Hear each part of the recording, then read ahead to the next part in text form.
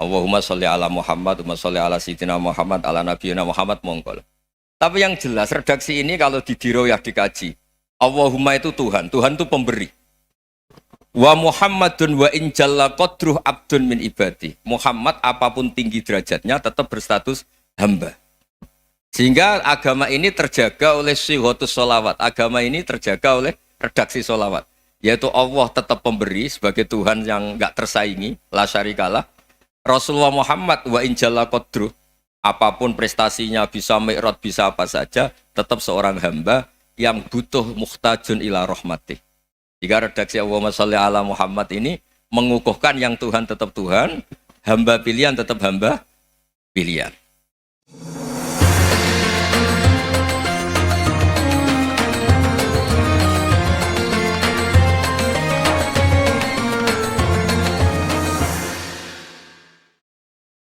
Assalamualaikum warahmatullahi wabarakatuh.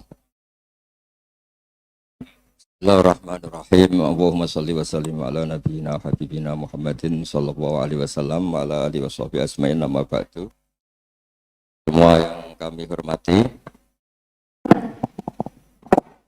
ada Pak Rektor, ada Rektor Senior Pak Arsoyo, ya teman-teman direktur, dosen semua yang saya hormati. Tadi katanya mau naik kelas ya. Kalau naik kelas dari rumah saya niatkan mari mengkaji diroyah. Diroyah itu melogikakan riwayat. Jadi misalnya kita sering dengar Rasulullah SAW sering ngendikan kalian masuk surga itu bukan hanya berdasar amal, tapi berdasar anugerah Allah Subhanahu wa Ta'ala. Oke, kita sepakat amal kita, perilaku kita, ibadah kita andaikan dikompensasi dengan nikmat yang Allah berikan tentu tidak seimbang. Untuk membayar itu saja sudah lunas. Jadi Anda semua tidak berhak masuk apa? Surga. Sehingga di beberapa riwayat dijelaskan ada orang yang 500 tahun ibadah, nggak pernah maksiat.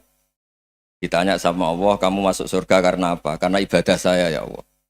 Ya sudah, surga kamu 500 tahun saja karena ibadah kamu 500 tahun. Ini cerita umur-umur orang dulu. Ya Allah katanya surga engkau ini selamanya.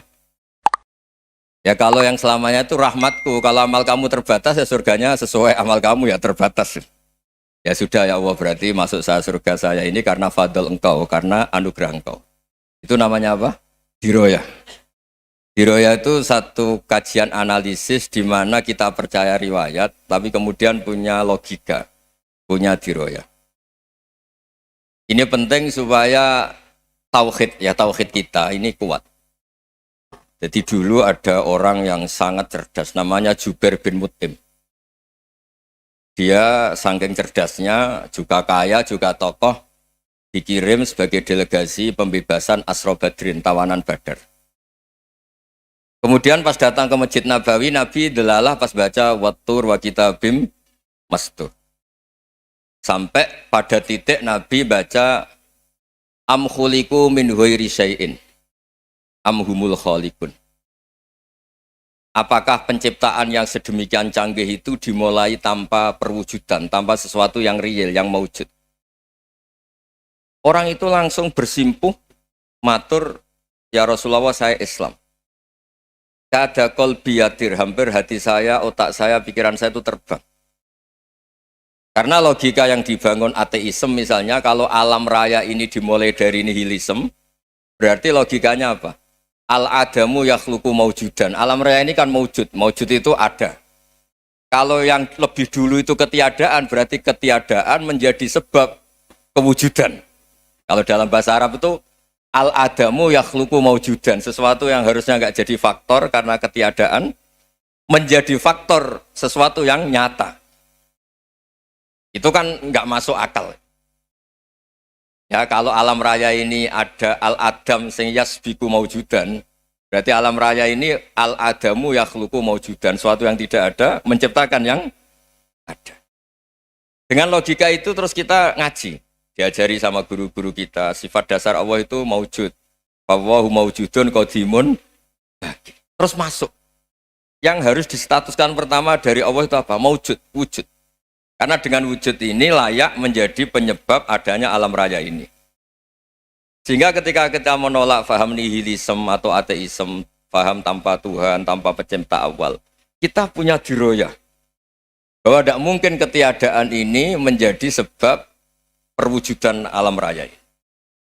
Yaitu amkhuliku min ghairi syai'in. Masa alam raya ini diciptakan tanpa sebab yang nyata, yaitu wajibil wujud. Siapa itu? Allah Subhanahu wa ta'ala. Begitu juga menyangkut sholawat. Orang boleh beda pendapat tentang redaksi sholawat. Ada masalah ala Muhammad, ala Sayyidina Muhammad, Nabi Muhammad. Monggo lah masalah redaksi saja. Tapi setelah dianalisis, Nabi itu Pak Rektor jadi Nabi setelah Nabi Isa saking dihormatinya sampai dituhankan. Juga jadi Nabi yang ada cerita masih hangat, orang Yahudi itu bunuh Nabi. Jadi yang satu mendudukkan Nabi sedemikian tinggi sampai kayak Tuhan, yang satu menjatuhkan Nabi sedemikian rendah sampai dibunuh.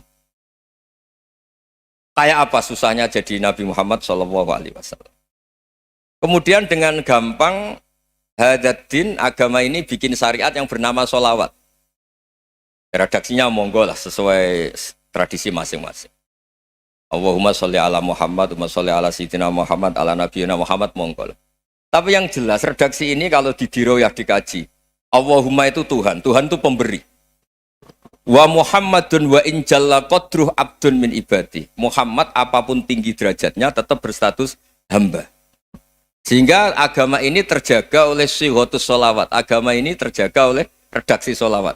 Yaitu Allah tetap pemberi sebagai Tuhan yang enggak tersaingi, la syarikalah. Rasulullah Muhammad wa in jalla qadruh, apapun prestasinya, bisa mi'raj, bisa apa saja, tetap seorang hamba yang butuh muhtajun ila rahmatih. Jika redaksi Allahumma sholli ala Muhammad ini mengukuhkan yang Tuhan tetap Tuhan, hamba pilihan tetap hamba pilihan. Tentu dengan redaksi ini kemudian kita mendudukkan Nabi benar-benar posisi terhormat. Yaitu orang yang paling berhak dapat askat tahiyat, mendapat penghormatan Allah paling tinggi, yaitu Rasulullah Muhammad SAW. Dan itu diulang-ulang oleh Allah. Subhanalladzi asra bi'abdi. Status hamba ini diulang. Lagi-lagi ini bernama diroyah. Bernama apa? Contoh ketiga misalnya fihi ayatum bayinatum maqamu Ibrahim. Dulu orang Yahudi itu ada diskusi masif. Syaratnya Nabi itu mbah-mbahnya harus Nabi, harus keturunan Nabi. Kemudian semua Nabi rata-rata di Palestina, di Syam. Lalu Muhammadnya asal-usulnya dari mana? Tahu-tahu orang Arab kok Nabi, padahal orang Arab itu dulu jahiliyah. Walhasil terus diceritakan, bukti Muhammad ini turunan Ibrahim adalah ada jejak kaki Nabi Ibrahim di dekat apa? Ka'bah. Fihi ayatum bayinatum maqamu Ibrahim. Kalau Nabi Ibrahim pernah di Mekah, artinya beliau pernah meninggalkan turunan yang di Mekah. Itu bernama Nabiuna Muhammadun sallallahu alaihi wasallam. Itu disebut fihi ayatum bayinatum maqamu Ibrahim. Nah, itu namanya diroyah. Diroyah itu satu perilaku keseharian kita beragama, kemudian tahu logikanya. Yang keempat misalnya, mangkana yu'minu billahi wal yaumil akhir falyukrim apa? Jahrahu. Orang yang iman karena Allah dan Rasul, maka memuliakan tetangganya. Andaikan pakai hukum sosial, tentu kalau tetangga kita baik, kita baik. Kalau kurang baik, kok kurang penggawean kan gitu. Tapi dulu itu pernah ada seorang ulama itu dibully ya, dikerjain sama anak muda tetangganya. Pak Kiai datang ke rumah saya, orang ini datang. Kemudian setelah di rumahnya, saya tidak jadi butuh sama Pak Kiai, silahkan pulang. Itu Kiainya senyum menikmati. Dan itu terulang 3 kali. Dibully seperti itu, dikerjain terulang 3 kali. Lalu tetap Kiainya tuh asik, seneng sekali.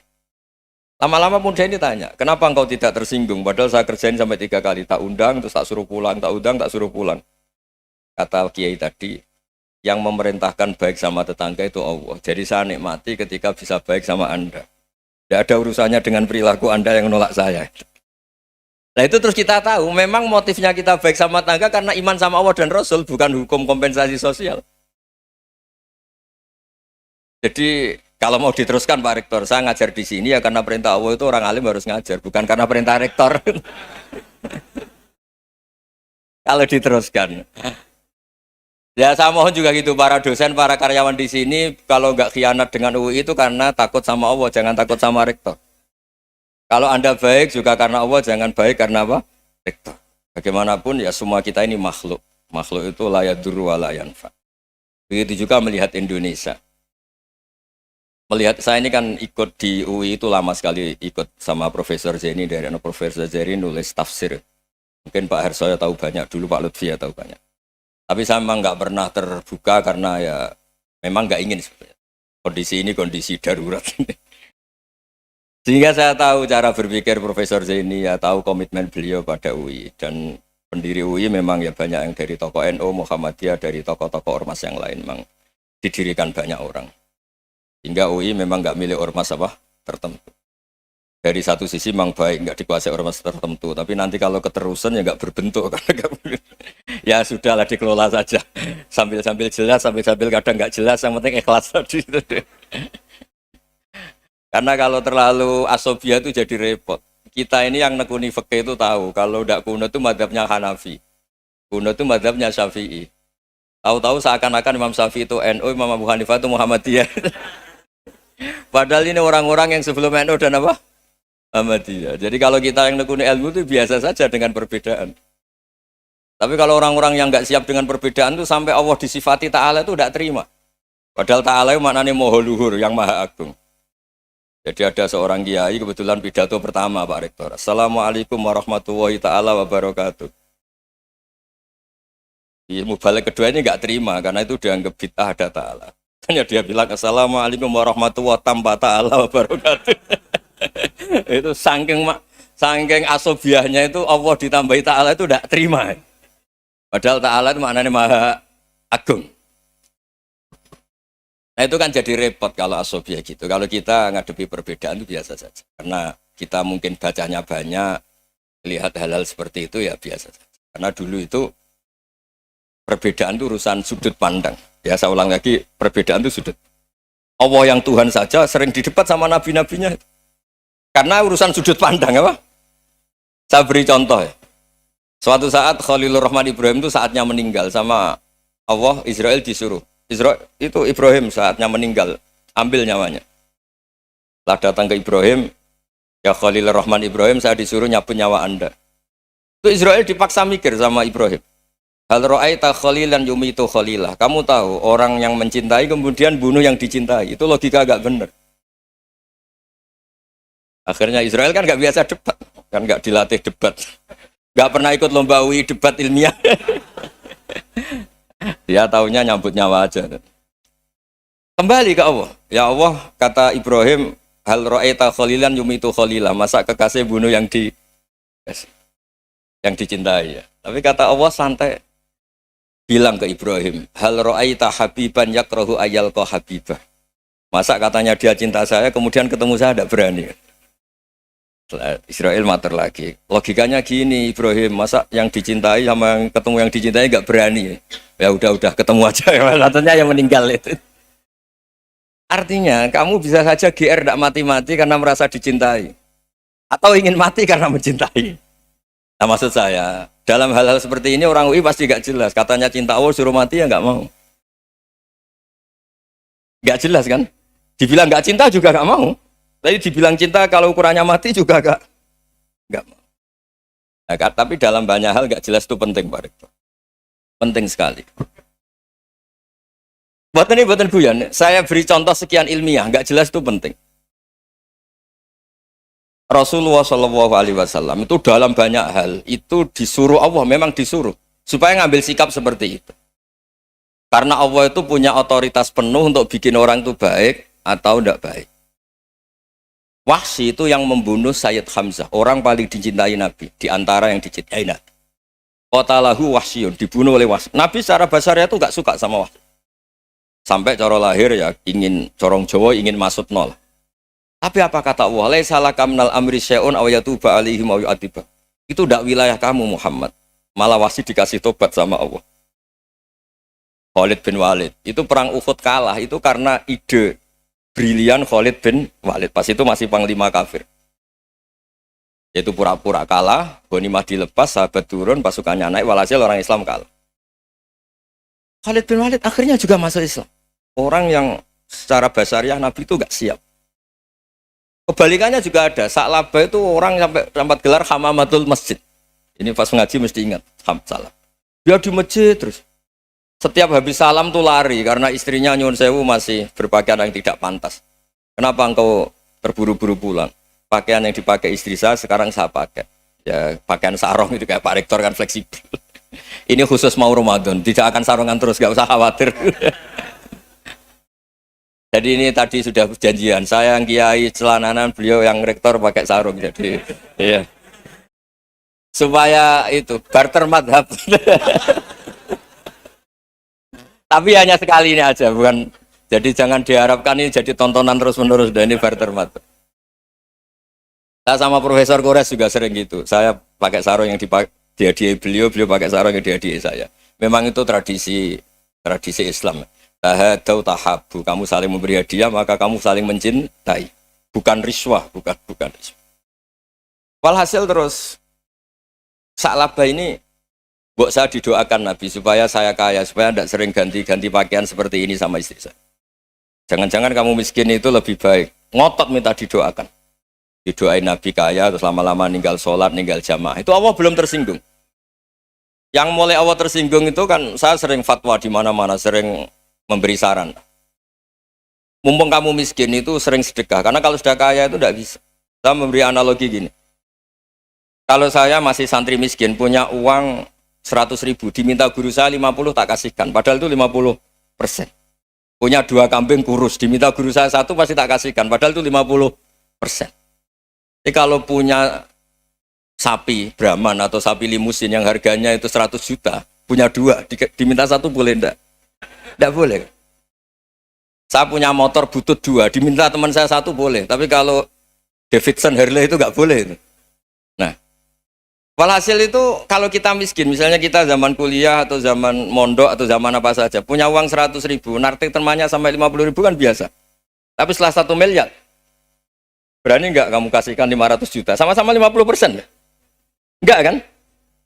Nah Sa'labah gitu, ketika zakat masih per 40 kambing 1 kambing itu sebenarnya kan masih ringan. 41, 82. Kambingnya itu sudah mabenal jabalen. Barang dihitung zakat karena sudah ribuan, jumlahnya sampai 400 kambing. Banyak lah pokoknya. Terus kata Sa'labah, ini pemerasan. Karena jumlahnya besar. Allah tersinggung karena nabinya dianggap narik zakat itu dianggap khorat, dianggap pemeras. Allah tersinggung kemudian fa'aqobahum nifakon fi qulubihim ila yaumil. Dia ditegur munafik. Semenjak itu terus tadi kembali gak jelas tadi. Barkohnya gak jelas itu menjadi orang tuh bijak. Ini sekarang nakal, jangan-jangan nanti jadi orang baik. Yang sekarang baik, jangan-jangan suatu saat jadi tidak baik. Semua orang introspeksi. Gak ada jaminan kalau kita sekarang baik akan baik terus. Gak ada jaminan kalau kita sekarang buruk akan buruk terus. Sehingga terus banyak kiai-kiai bijak itu memang lahirnya gak tegas. Tapi gak tegas itu yang menjadikan bijak. Karena sama-sama mungkin. Itu yang disebut laisa laka minal amri syai'un aw yatuba alihi mau yu'adzibum. Itu tidak wilayah kamu. Ketika Allah mengomentari orang munafik juga wa yu'adzibal munafiqina insya'a aw yatub. Bisa saja ada yang disiksa, bisa saja ada yang dikasih tobat. Karena pola yang kita analisis itu semuanya menurut kita. Bukan menurut kemaslahatan orang apa? Banyak. Saya punya sekian contoh cerita. Orang yang sowan kiai baik-baik, mungkin bawa gula atau salam tempel, tidak tahu lah. Itu tidak mesti jadi wali. Tapi Kali Joko yang kenal Sunan Bonang, itu kenalnya itu karena ingin begal. malah jadi wali. Tapi tidak usah dicoba. Umar itu nyari Nabi itu mau dibunuh. Tapi malah tobat jadi orang baik. Jadi ini penting ngaji ya, supaya tidak tegas itu, tidak jelas itu kadang baik. Nah termasuk saya juga termasuk dia yang milih tidak jelas. Saya sering gojlok ini, Fajar Hadili ini murid-murid saya sering saya gojlok. Kalau semua sistem pendidikan kayak kampus, kayak UII, kayak UIN semuanya, itu sistem yang bagus karena tertib, jam kuliahnya jelas, mata kuliahnya jelas.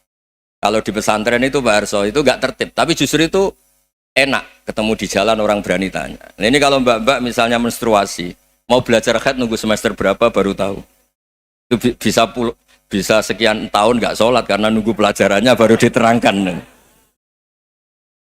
Mau haji juga gitu, nunggu mata pelajaran haji. Kalau nggak jamnya, nggak mau dosennya ngajarin.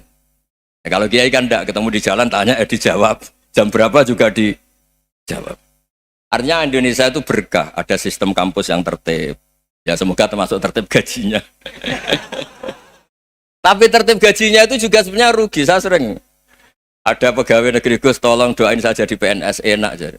Gajinya tetap. Kata saya nggak mau kalau gaji saya tetap. Kok bisa Gus enak tiap bulan mesti dapat gaji. Kalau tetap nggak naik-naik kata saya. Kalau kiai gajinya nggak tetap, tapi di atas yang tetap kata saya. Artinya Indonesia itu berkah. Kalau semuanya pakai sistem pendidikan setertib ini, orang mau tanya haid ya nunggu pelajaran haid. Bab haji ya nunggu pelajaran haji. Tapi kalau ketemu kiai itu enggak. Ya pokoknya saya pernah di pasar, Gus mau tanya apa? Anak saya keluar darah terus gini-gini. Padahal biasanya haid hanya 7 hari gini-gini. Ya sudah kembalikan ke biasanya rudat ilal adat. Itu enggak usah sowan ke rumah. Juga enggak registrasi dulu, enggak daftar dulu. Ya ini enggak nyindir cerita saja. Supaya ini bukti koalisi beneran. Jadi saya yang kiai enggak tertib jam, koalisi sama yang tertib jam. Jadi kalau semuanya sistem kampus, nanti pertanyaan itu enggak bisa on time, enggak bisa setiap saat. Makanya Indonesia itu berkah.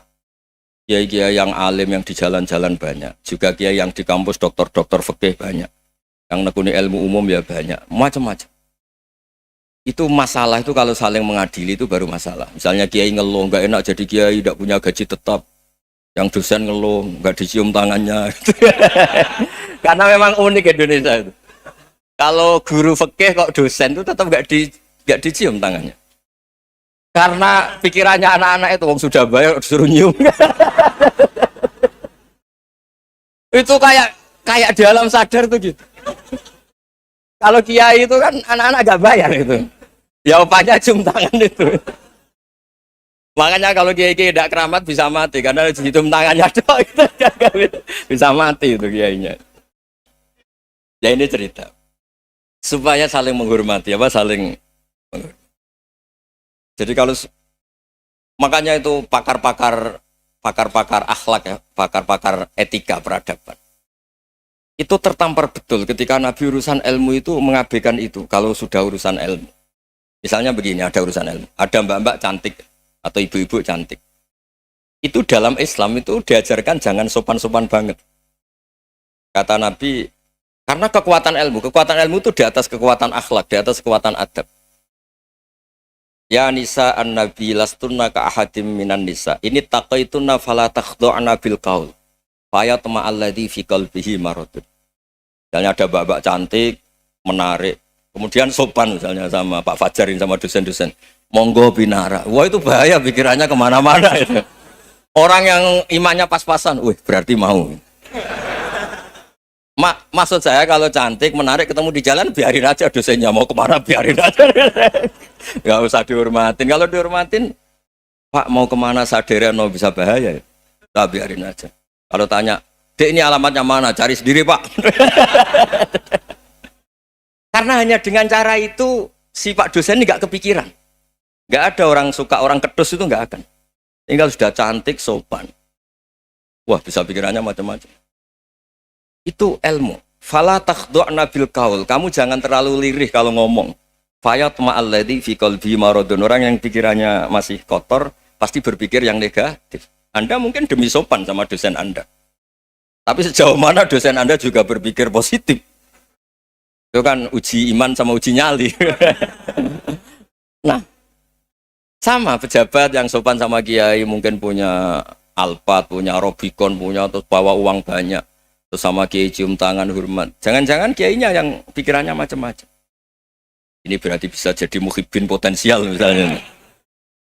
Nah, saya ini termasuk kiai yang pengagum ilmu. Sehingga saya sama orang yang medit, yang kikir sama saya itu saya senangnya bukan main. Kenapa? Karena kalau orang medit itu gak berhak nuntut. Tapi kalau orang lomo 1 juta minta surga, 2 juta ya minta apa? Surga. Gus, salam template. 200.000 aja kadang minta surga. Tapi kalau yang kikir-kikir ya sudah salaman tok sudah. Enggak minta apa-apa kan dia tahu diri, enggak bayar kok minta. Maksud saya Islam itu luas, dinikmati saja, Bang. Dinikmati saja. Nah itu diroya, maksudnya itu diroya. Diroya itu kamu tahu aturan Islam itu kamu harus yakin khairihi wa syarrihi minallah. Semua itu ujian, tapi kemudian dikaji. Makanya saya ini termasuk pengagum Imam Syafi'i. Imam Syafi'i itu dikasih tahu. Tadi orang yang di depan engkau cium tangan hormat itu di luar ngomong-ngomong, ngata-ngatain Anda. Imam Syafi'i tertawa-tawa sewenang. Ada ini dikata-katain di luar kok. Kok tidak kamu anggap munafik malah tertawa. Berarti saya wibawa, di depan saya nggak berani. Dianggap enteng saja. Dibilangin, sebagian orang kampung sini nggak suka sama engkau. Baguslah, tidak akan pinjam uang sama saya. Di mana-mana orang pinjam minta tolong itu karena seneng. Kalau benci kan enggak. Intinya dianggap enteng saja. Yang terjadi di dunia itu semuanya dianggap enteng saja. Man asa ilaika faqat atlakoka. Yang berburuk sama kamu itu membebaskan kamu. Coba kalau akrab, titip. Ya misalnya akrab sama Pak Fajar. Bilangkan ke Pak Rektor, sangkat atau jadi guru tetap atau apa kan ribet. Kalau tidak cocok kan nggak minta apa-apa. Makanya hati-hati Pak Rektor sama yang akrab-akrab itu. Itu dulu saya juga nggak paham. Di antara wasiat Bapak yang sering diulang-ulang tuh itu. Suatu saat kamu jadi kiai, ngelola orang nggak seneng tuh gampang. Sudah, situ orang lain. Tapi kalau ngelola orang nggak orang seneng tuh repot. Mintanya aneh-aneh. 100.000 aja minta surga. Hanya teman tenis saja minta naik jabatan. Intinya itu ya sudahlah dikelola. Yang seneng ya berkah, mungkin teman berjuang, teman diskusi. Yang nggak seneng ya berkah, karena ini tidak minta macam-macam, tidak seneng. Nah itu namanya diroya. Diroya itu satu kajian keilmuan yang menjadikan kita ini nyaman dengan riwayat-riwayat, panduan-panduan dari Rasulullah Shallallahu Alaihi Wasallam. Kayak tadi. Kenapa sih tentang baik sama tetangga, baik sama tamu? Hitung-hitungannya itu mangkana yu'minu billahi wal yaumil. Saya pernah dicium sama orang miskin yang akut, miskin betul. Itu tak ajarin, Anda ini lebih hebat ketimbang orang-orang kaya. Misalnya gini, misalnya ada komunitas rektor atau kiai besar. Saya ini kata orang banyak termasuk kiai besar. Mungkin kalau pinjam uang itu karena mau beli mobil, aksesoris mobil, karena kita kiai top atau rektor atau orang-orang top. Kalau sesama orang miskin itu pinjem-pinjemannya itu urusan beras, itu urusan nyawa. Keren mana? Nyelamatkan nyawa sama aksesoris mobil. Nyawa. Jadi pahala kamu pasti lebih besar itu. Itu senengnya jadi orang miskin terus keterusan sampai sekarang. Itu. Lo coba kalau menteri sama menteri, rektor sama rektor, kira-kira pinjamannya apa Pak Arso? Kan kalau mau beli mobil atau mau umroh VIP, pokoknya yang keren-keren. Kalau orang miskin pinjam karena apa? Makan kan? Beras kan? Makanya kalau yang sedang miskin monggo lah, kalau ingin teruskan. Maksud saya Islam itu seenak itu. Islam itu segampang itu. Sudahlah yang sedang miskin ya keren. Karena sekali sosial itu urusannya apa? Nyawa. Tapi kalau miskin semua ya Indonesia bisa tutup kan. Ya sudah yang kaya-kaya itu saya menyelamatkan Indonesia karena bayar pajak yang menjadikan Indonesia berjalan. Tapi ya dipakai yang benar. Nah, begitu seterusnya. Ada kiai miskin cerita ke kita. Terus enak jenengan alim, terus punya santri banyak, bisa ngajar di mana-mana. Saya bilang, hebat kamu. Dia hidup di daerah tertinggal. Itu yang diajarkan kan hanya tauhid. Kan nggak mungkin desa tertinggal baca fikih perbandingan madhab. Kan nggak mungkin. Kalau yang kayak Pak Fajar, Pak Sadali kan nggak mungkin. Fikih perbandingan apa? Madhab. Menyorot madhab dunia. Gaya engke-engke itu kan nggak benar. Tapi pertanyaannya, yang menyelamatkan masuk surga itu tauhid apa perbandingan madhab? Tauhid. Ini hanya mengajarkan fardu kifayah, sunat-sunat. Ini Anda mengajarkan fardu ain. Surganya dulu kamu. Oh terus senangnya jadi kayak gitu. Karena yang diajarkan apa? Tauhid. Sementara kita yang gaya-gaya ini ajarkan perbandingan apa? Madhab, studi banding ke Al-Azhar kemana-mana. Ini enggak, tauhid. Dari orang nyembah pohon jadi nyembah Allah Ta'ala. Keren enggak? Keren. Jadi terus Ki desa sama saya senengnya bukan mereka karena tak bela. Tapi ada yang agak kurang ajar tanya saya. Kalau itu hebat kenapa Gus gak mau jadi Kiai desa? Waduh. Wah ya repot kalau pertanyaan.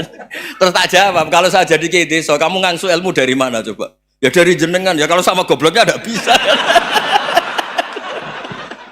Ya sudah Gus aja yang jadi Kiai besar. Maksud saya, ya sudahlah kita begini seperti yang saya ajarkan di sini, saya sarankan supaya orang itu tahu. Nah, ini namanya diroyah, apa? Makanya kata Imam Ghazali itu kalau kamu ingin sopan gampang melihat anak kecil, gua aqallu minni dzamban, dia dosanya lebih kecil. Karena masih kecil kan, tentu secara dosa nggak banyak.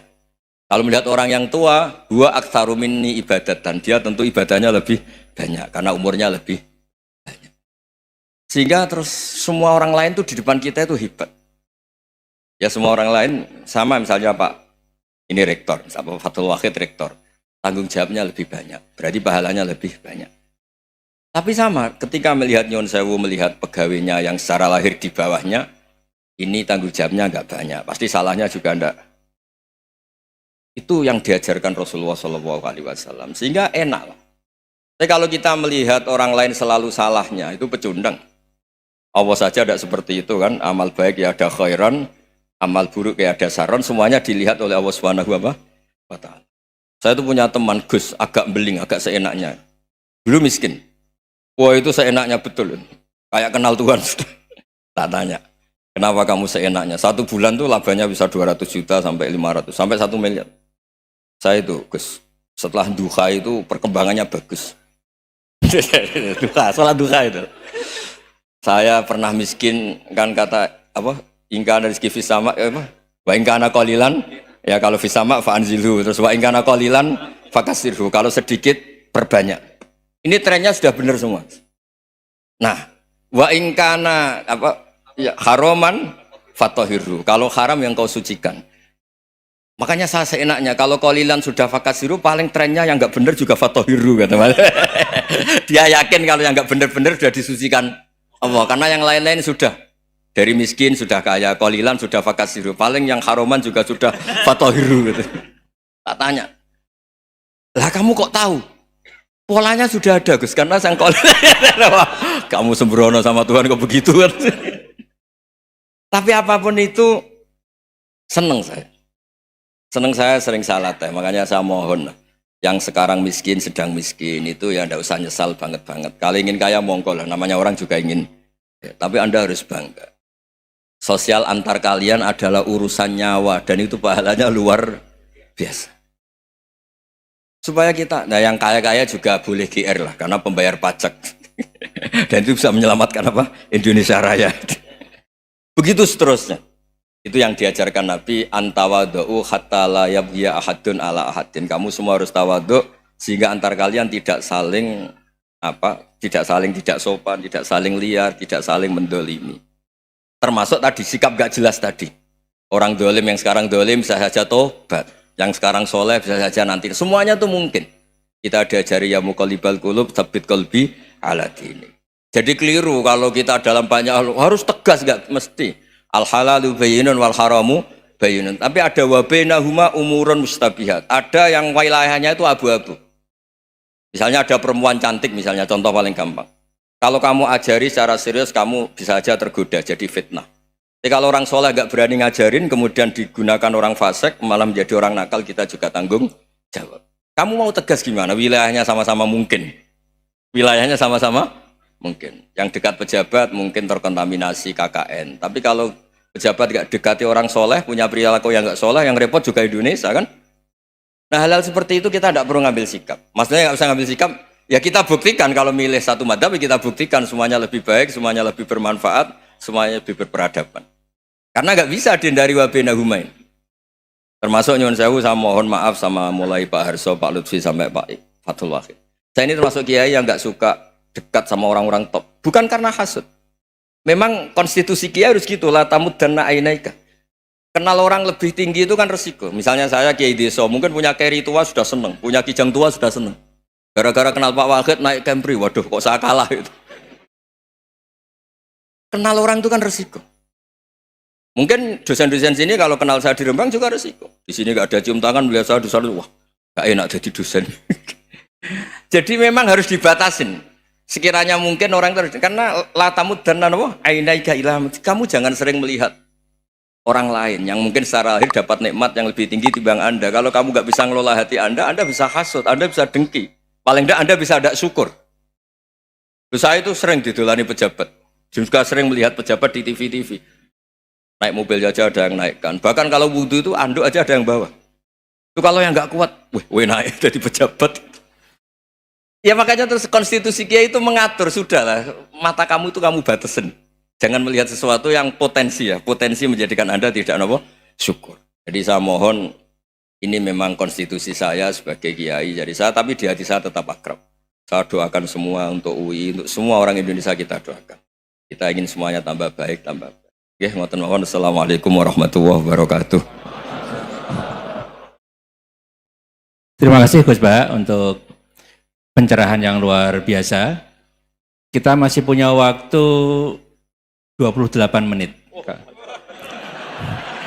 Kalau Gus Bah berkenan, apakah ada yang ingin bertanya? Singkat, padat, sebutkan nama. Sana dulu ya. Ya. 3 ya? 3 aja ya. 1, sini 2, 1 lagi dari Ahwat. Ya Ibu ya. Ya. Silakan. Satu dari sana ya. Bismillahirrahmanirrahim. Assalamualaikum warahmatullahi wabarakatuh. Perkenalkan Gus Baha. Nama saya Boyi, mungkin agak beda dengan pada umumnya. Saya bukan dari kalangan santri, tapi ketika mendengar ceramah Gus Baha pada awal-awal saya kuliah itu merasa kok kayak sebelumnya kenapa tidak masuk santri aja gitu. Karena ternyata toh yang diajarkan juga banyak dasar-dasarnya atau prinsip-prinsipnya yang sama dari jalur berpikir dan lain sebagainya. Yang ingin saya tanyakan di sini adalah ketika Gus Baha menyampaikan tentang diroyah, mungkin singkat saja Gus, apakah diroyah ini alat atau ilmu universal yang bisa digunakan ketika berdialog dengan orang-orang yang mengatakan itu kan kaidah kalian gitu, itu kan kaidahmu. Ada hal-hal yang memang tidak bisa dipersamakan atau tidak bisa digeneralisir.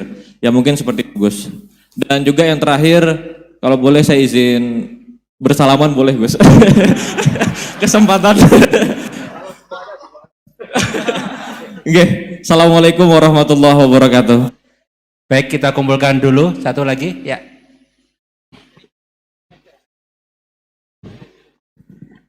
Cek. Bismillahirrahmanirrahim. Assalamualaikum warahmatullahi wabarakatuh. Ya, perkenalkan saya Taufik Satrio, biasa dipanggil Tosa. Ya. Ya. Singkatan. Baik, langsung saja mungkin untuk pertanyaannya. Di Yaumil Akhir nanti kan ada yang namanya Yaumil Mizan. Itu pertimbangan gitu kan. Nah, itu bagaimana kalau timbangannya itu sama, artinya seimbang. Apakah itu nanti akan berada di tengah-tengah antara surga dan neraka atau seperti apa? Kemudian yang kedua, itu terkait dengan perbuatan buruk ke orang lain.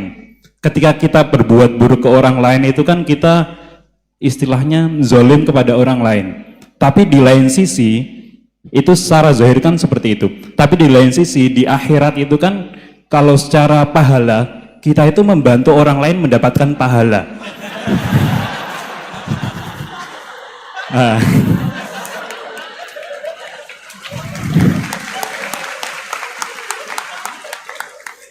Jadi seperti apa Gus? Terima kasih. Assalamualaikum warahmatullahi wabarakatuh. Terima kasih Mas Tosa ya. Silakan Ibu ya. Assalamualaikum warahmatullahi wabarakatuh. Perkenalkan saya Nazula Hasanah. Mau bertanya, apakah perbedaan NU sama Muhammadiyah?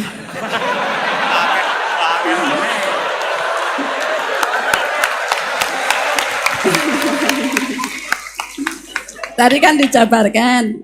Terus dalam sholat subuh itu kan ada yang pakai doa kunut, ada yang enggak. Tolong jabarkan. Wassalamualaikum warahmatullahi wabarakatuh. Waalaikumsalam. Baik Gus, ini ada 3 penanya. Mas Boy tadi terkait dengan diroya, apakah ini universal, termasuk untuk yang non muslim bahkan gitu kan. Kemudian yang kedua dari Mas Tosa, hisab yang seimbang Gus, kasusnya gimana ini. Yang kedua terkait dengan kalau berbuat buruk kan membuat pahala untuk yang bersangkutan itu. Seperti orang puasa dikasih minum gitu kan ya. Ya. Terus kemudian Bu Hasanah ini beda antara NU dan MU, kira-kira itu ya. Silakan Gus ya. Ya.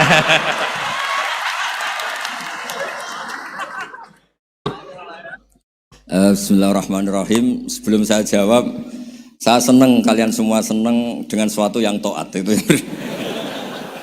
Banyak orang untuk senang nunggu maksiat dulu. Mungkin melihat perempuan yang tidak mahram, melihat sesuatu yang maksiat. Jadi ini spesial. Majelis ilmu tapi apa? Senang. Ini sesuai rencana Tuhan lah. Seorang itu senang dengan taat, senang dengan ilmu. Ini luar biasa, no? Luar biasa. Tadi pertanyaannya kalau diroya. Jadi Islam itu agama untuk logika objektif. Jadi diroya itu ya global, universal. Misalnya saya beri contoh Tuhan yang satu. Itu dulu, saya ulang lagi, dulu itu ada imam namanya Imam Amudi. Itu pengajar matematika Mas Boy, pengajar matematika. Itu kan nggak lazim, tapi kiai kok pengajar apa? Singkat cerita, ini cerita keramat. Kalau kalian nggak paham ya keramat sendiri. Jangan nggak paham menentang. Singkat cerita, di antara keramat beliau itu Allah itu nyuruh para malaikat disuruh ngaji matematika sama dia. Ngaji tauhid, tapi disebut sama Allah ngaji matematika. Ternyata apa? Cara ngajarkan gini. Misalnya ngajarkan diterang gini. Titik. Angka 2, 3 sampai 1 miliar 1 triliun. Nisbatusnaini ila ma la nihayatalah. Itu nisbatul fard asli. Angka itu entah 2, entah 3, entah 1 miliar, semuanya dibanding angka 1 itu namanya cabang. Tetap yang al-aslu itu angka 1. Itu otak siapapun, itu akan ikrar dengan logika tadi. Bukan kita muslim. Semuanya akan tahu angka berapapun jumlahnya, tetap asal-usulnya angka 1. Terus dia gambar ya gambar apa saja, gambar masjid, apa gambar sapi atau gambar apa saja, dimulai 1 titik. Gambar ruwet maupun gak ruwet tetap saja dimulai 1 titik. Nuktotul wujud. Jika kalau zaman saya ngaji, Pak Rektor ngaji dulu diterangkan semua makna Quran ada di Fatihah, Fatihah ada di Bismillah ya, Bismillah itu ada di titiknya, titiknya bak. Lah kenapa ini hebatnya Quran? Kenapa dimulai dari 1 titik? Untuk maklumatkan semua alam raya ini dimulai dari 1 titik, yaitu wujud Allah. Logika seperti itu kan orang nggak terima gimana? Mbok gambar seruat apapun dimulai dari mana coba? 1 titik. Angka sebesar apapun dimulai angka apa? 1. Jadi diroyah itu ya universal gitu maksudnya. Ya gitu Mas Bay ya. Jadi diroyah itu universal. Ya soal ada yang belum dapat hidayat apa itu nomor 2, tapi logika yang dibangun Islam itu. Terus pertanyaan kedua apa? Draw tadi, bisa. Kamu ingin draw? Ini kasus ini, nggak pernah ngaji Quran itu. Di antara yang diterangkan Quran detail itu Ashabul A'raf apa? Ashabul A'raf, orang yang baiknya sama buruknya itu imbang. Itu sudah disediakan nanti di surga itu ada pagar. Kamu ingin di situ? Pagar pembatas, apa? Pagar pembatas. Di surga enggak, neraka enggak. Jadi kejadian surga dan neraka itu gini, tak terangin ya. Jadi kira-kira gini, kan hisab itu hanya rubu'un nahar, sekitar 2 jam, 2 jam setengah selesai. Jadi 1 dunia ini dihisab Allah, hanya Allah butuh waktu 2,5 jam. Rubu'un nahar. Kenapa gitu Pak Rektor? Karena semuanya datang ini sudah terindikasi dan itu sudah jelas. Misalnya orang yang soleh banget, wajahnya bersinar, bahkan semua tubuhnya bersinar. Yas'anuruhum baina aidihim. Yang pas-pasan, ya sinarnya pas-pasan. Sehingga nanti yang punya sinar cukup di kanan. Yang kelip-kelip agak ini, yang rawan kesaruk ini, yang gelap gulita langsung di kiri. Nah itu terus faduri babenahum bisuril lahubab. Terus Allah langsung bikin pagar. Nah yang rawan kesaruk pagar yang kelip-kelip tadi. Yang temangsang ini. Karena yang jelas hitam di kiri, yang jelas putih kanan. Yang abu-abu ini sama malaikat digaruk saja. Nah terus temangsang di Araf itu. Nah, terus setelah dipagar ini dia punya kegiatan. Kalau melihat neraka bilang Rabbana srif anna adzab jahannam. Kalau melihat surga ya Allah, ma kuntu asqa khalqik. Saya ini hamba Engkau yang tidak paling sial dan Kau Maha Rahman. Tolong saya jangan dihadapkan ke neraka lagi. Karena itu menyiksa. Sabar wa ahraqaka. Ya ketika melihat neraka itu dia komentar, ya Allah, neraka ini begitu merusak wajah saya. Hawa panasnya itu sudah menghancurkan semua, baunya juga agak enak. Saya minta saya dihadapkan ke surga bersama Allah, tapi kamu tidak minta lagi kan? Tidak, saya hanya minta itu tok. Gitu. Nah ini saya pandu, kalau kamu ngalami tak pandu. Kalau kamu ngalami tak pandu. Sama Allah terus diberi janji supaya tidak minta yang lain. Tidak, saya tidak akan minta lagi. Terus melihat surga. Nah, di surga melihat orang kayak gitu kan, di surga nanti kalian kan hura-hura semua. Wah, istri yang di dunia kurang cantik, rewel, yang di surga itu istrinya cantik semua, gak rewel semua. Gak minta belanja, cantiknya gak usah ke salon, pokoknya top lah. Terus dia melihat, tersiksa, cara Jawa ngiler. Weh, masa ngelihat tok? Akhirnya ya lama-lama berani ngajukan, ya Allah masa ngelihat tok? Gitu. Dikasih masuk gitu. Ya terus, tapi kamu kan janji tidak minta lagi. Ya terus ngerayu-ngerayu Tuhan lagi. Akhirnya walhasil nanti kalau betul-betul A'raf itu nasibnya akhirnya masuk surga. Tapi tadi digarap dulu lah, dikerjain dulu. Itu lama sekali perjalanannya, memang lama sekali. Nah soal orang membunuh itu, apa contohnya tadi? Berbuat buruk sama orang lain, ya apapun lah. Berbuat buruk sama orang lain itu, kalau faktanya nanti tobat, Allah yang bisa ngelola itu. Makanya Nabi pernah senyum-senyum, pernah tertawa-tawa. Sungguh ketika Allah menghendaki rahmatnya itu semuanya indah. Yaqtulul qatil fayatubu hadza. Jadi ada orang yang saya membunuh, terus dia tobat serius. Kemudian al-maktul yang dibunuh ini masuk surga karena madlum. Qatilnya karena tobat serius juga masuk surga. Ya begitu juga di kedoliman-kedoliman yang lain.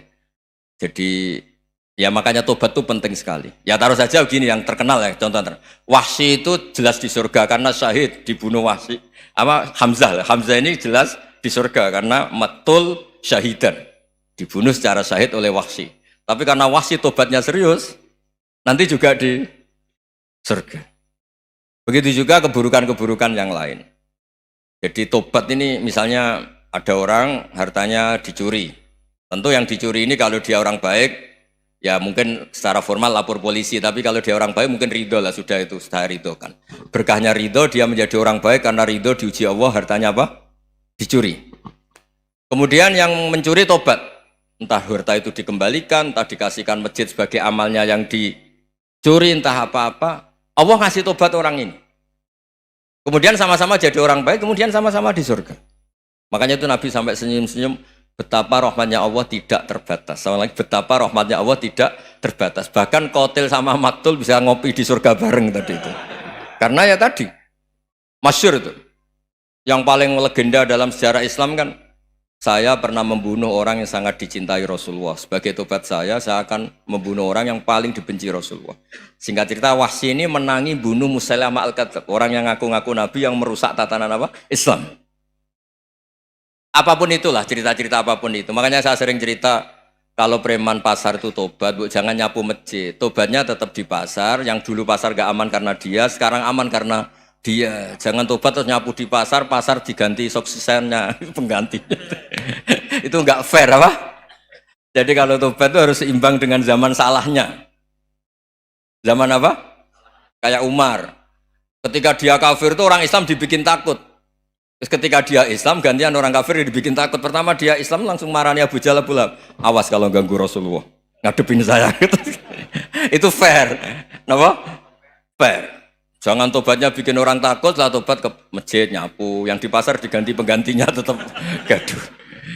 Gak boleh, harusnya kalau lama bikin pasar takut, ya sekarang lama bikin pasar apa? Aman. Itu tobat yang apa? Seimbang. Ya kira-kira gitu ya. Nanti tak pandu kalau sudah diarah. Terus gimana? Yang ketiga NU sama MU. Satu itu beda seragamnya dan logonya.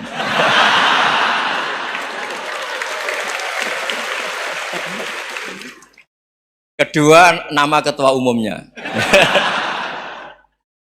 Ketiga, tanggal acara besarnya. Muktamar Muhammadiyah dan NU itu beda. Sudah beda satu abadnya. Tentu dulu Muhammadiyah. Tapi begini ya, perbedaan itu nggak bisa dihindari. Karena tadi ada sudut pandang apa? Ada sudut pandang, itu nggak bisa dihindari. Ini cerita yang nyata ya. Saya ulang lagi, senyata-nyatanya. Andaikan betul Rasulullah itu hanya kunut 1-2 kali, maka kalau menurut mazhab Syafi'i, apa salahnya melakukan sunnah terus-menerus meskipun Nabi itu melakukan hanya beberapa kali? Karena pertama sesuatu yang pernah dilakukan Nabi pasti akan menjadi sunnah yang terus-menerus. Nabi itu puasa Senin Kemis juga tidak selalu. Salah kalau ada orang bilang, Nabi malah takut kalau ibadah sunat dilakukan terus-menerus karena nanti takut dikira wajib. Itu masyhur dalam kaidah usul fikih. Tapi yang tidak kunut juga tidak salah, karena ya tadi, Nabi ya pernah kunut, Nabi juga pernah tidak kunut, karena Nabinya orang banyak. Kan bukan Nabi kelompok tertentu, no? Jadi sederhana. Terus menyangkut, ini dengerin betul, sujud. Sujud itu banyak ulama yang mengatakan untuk sah itu harus melibatkan 7 anggota. Umirtu an asjuda ala sab'ati azumin al-jabha wal yaden wal rukbaten wal qadamen. Saya diperintahkan sujud itu melibatkan 7 anggota, yaitu jabha, yaden 2 tangan, 2 lutut, terus 2 qadamen. Tapi Imam Syafi'i ngendikan, andaikan ada pendapat yang mengatakan ukurannya cukup jabha, maka itu juga benar. Karena Nabi ketika sujud ngendikan sajadalaka waj'i wa sam'i wa basori. Ya Allah telah sujud ke engkau wajah saya, jabha saya. Nabi tidak menyebut tangan, tidak menyebut rukbaten, tidak menyebut qadamen. Ini wajah tu wajah, ukurannya itu hanya jabha. Itu kayak iya, kayak enggak. Nah hal-hal seperti itu yang menjadikan ada ijtihad. Ijtihad itu satu pemikiran yang cara sudut pandang itu kayak iya, kayak enggak. Nah itu terus ada al-madhaibul arba'ah. Terus ketika implementasi di Indonesia, dulu Mbah Ahmad Dahlan juga ngaji Mbah Soleh Darat, Mbah Hasyim Asy'ari juga ngaji Mbah Soleh Darat. Ketika di Mekah sama-sama ngaji Syekh Khotib Minangkabau, sama-sama ngaji Syekh Mahfud Termas. Jadi ya kalau di keluarga kita itu ya biasa aja, perbedaan-perbedaan itu selama masih ilmiah dianggap biasa aja. Karena memang ngelola sudut pandang itu nggak bisa ditertibkan. Nabi Yahya itu suka berkawan orang soleh. Karena berkawan orang soleh itu enak. Tapi kalau Nabi Isa suka dadani desa-desa tertinggal yang masih macam-macam. Ketika ditanya, kenapa engkau suka berkawan orang-orang gitu? Ana tabibun udawil mardo. Di mana-mana kiai itu ya nyembuhkan yang sakit. Jadi kalau dakwah yang sudah iman tuh akeh tunggale gitu. Tapi dakwah gitu kan tantangan. Itu sudut pandang. Ada nabi itu yang tertawa terus guyon terus. Yang satu murung terus. Ya sama Nabi Isa dan Yahya kan satu angkatan. Mali aroka dohikan fakaan nama tak manumin makrillah. Kamu kok tertawa-tawa terus seakan-akan nggak ada adab saja. Yang satu tanya, mali aroka abisan kaan nakata kenatu mir rahmatillah. Wong kok murung terus, koyok donya ora ono rahmat deh. Nah anda ini orang hebat. Guyu banter ya iso, nangis banter ya iso. Nah itu sudah orang kombinasi itu. Isa ya mau, ya mau, Muhammadiyah ya gelem, NU ya gelem. Ya maksudnya sudah biasa aja. Karena tadi konstitusi NU yang mengatakan ibadah harus ikhlas karena Allah, Muhammadiyah juga sama harus ikhlas karena ya sudah, kalau karena Allah sudah selesai kan. Yang menjadi masalah itu kan identitas untuk hadun nafsi, untuk diri sendiri. Kalau kita ikhlas masalahnya apa? Coba masalahnya apa coba? Imam Syafi'i pernah di Masjid Abu Hanifah yang tidak kunut. Beliau enggak kunut. Ketika tanya, 5 ada tarok tal kunut, ikroman di hadal madhab. Saya menghormati madhab ini. Jadi ya biasa. Sebaliknya juga sama. Orang-orang Hanafi kalau Imam Syafi'i kunut ya ikut kunut. Karena kalaupun Anda yakin itu tidak disyariatkan, kamu juga yakin itu tidak membatalkan apa? Sholat. Itu yang perlu dicatat. Kalau Anda tidak yakin sunat, kan tidak yakin kalau itu membatalkan sholat. Jadi sebetulnya kalau dianalisis secara keilmuan itu ya semuanya normal. Karena tadi Rasulullah itu al-bahrul muhit, Nabi itu lautan yang luas sekali. Orang akan mengambil air sesuai kapasitas masing-masing dan akan merasakan kualitas air juga sesuai kapasitas masing-masing. Orang yang sangat haus melihat air seteguk ini luar biasa. Tapi yang tidak haus mungkin melihat itu biasa-biasa saja. Jadi makanya saya mohonlah, sudahlah itu biasa saja, apalagi secara sanad ya sama, secara tradisi sama. Ya soal perbedaan tidak harus dengan NU, antara Muhammadiyah juga biasa beda. Mungkin di UI antar rektorat juga beda-beda. Yang satu suka dekat rektor, yang satu suka enggak. Monggo asal itu niatnya ikhlas. Terakhir saya beri cerita, ada sahabat ditanya, "Sifli wajah Rasulillah." Coba tolong saya ceritakan wajahnya Nabi kayak apa. Sahabat itu nangis senangis-nangisnya. Kenapa engkau menangis? Saya itu tidak pernah melihat wajah Rasulullah SAW. Loh kenapa? Engkau kan sahabat. Sungkan. Sebagai bentuk penghormatan saya tidak berani melihat wajahnya. Sebagai bentuk penghormatan pada waktu Nabi, saya tidak berani sowan. Nabi di dalam punya keluarga, punya istri, punya cucu. Kalau saya sowan tuh ganggu. Ya masuk akal. Bentuk hormat itu tidak ganggu kan. Tapi ada orang-orang yang bentuk hormat, bentuk sayang itu sering datang ke majelis Nabi. Sama-sama masuk akal, bisa didebat gimana? Sama-sama masuk akal. Ya sudah itu ijtihad, maksudnya itu ijtihad, itu sudah sama-sama masuk akal. Abul Hasan Asyadili itu kalau kemana-mana pakai mobil mewah, pakai baju mewah. Ketika ditanya, Anda ini ulama kok pakaiannya mewah, mobilnya mewah? Dan wong ra kepikiran nyangoni ya. Nah, tapi nak kowe tawaduk melas, terus dibalik numbalmu sakit. Ngonang ra iso mulai kayak ini. Ya tapi misalnya semua gitu mesti ada yang salah paham, itu keangkuhan. Tapi kalau semuanya kelihatan gembel, nanti orang trauma jadi kiai. Takut kayak itu. Ya sudah, itu wilayah ijtihad, sudah tidak usah pokoknya sudah, yang penting ikhlas. Anda berani tanggung jawab nanti ketika ketemu Allah Subhanahu wa taala. Nggih, ngoten. Assalamualaikum warahmatullahi wabarakatuh.